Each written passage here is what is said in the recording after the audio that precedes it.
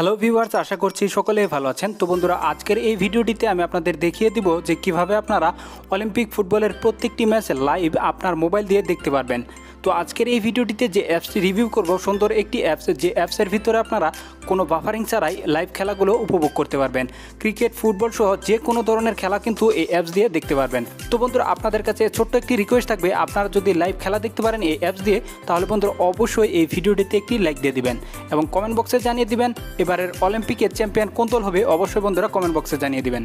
তো বন্ধুরা, কীভাবে আপনারা অ্যাপসটি ইনস্টল করবেন সেটি দেখাবো ভিডিও শেষে। এখন দেখাচ্ছি বন্ধুরা কীভাবে আপনারা সেই অ্যাপসের ভিতরে খেলাগুলো উপভোগ করবেন।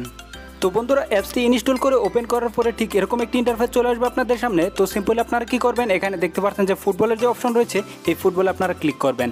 তো বন্ধুরা, ফুটবলে ক্লিক করার সাথে সাথে এখানে দেখতে পারবেন যে এরকম একটি ইন্টারফেস চলে আসছে আপনাদের সামনে। তো এখানে দেখতে পাচ্ছেন যে সিম্পলি অলিম্পিক লাইভ, এখানে দেখতে পাচ্ছেন যে বিভিন্ন যে চ্যানেলগুলো রয়েছে, এখানে কিন্তু আপনারা ক্লিক করলে কিন্তু এই চ্যানেলের ভিতরে লাইভ ফুটবল খেলা দেখতে পারবেন। তো অনেকগুলো চ্যানেল রয়েছে, জাস্ট আপনারা ঘুরিয়ে ফিরিয়ে দেখতে পারবেন যে কোন চ্যানেলে খেলাগুলো দেখাচ্ছে। তো সিম্পলি আপনারা কিন্তু এখান থেকে এই অ্যাপসের ভিতরে খেলাগুলো কোনো বাফারিং ছাড়াই কিন্তু আপনারা দেখতে পারবেন খুব সহজে।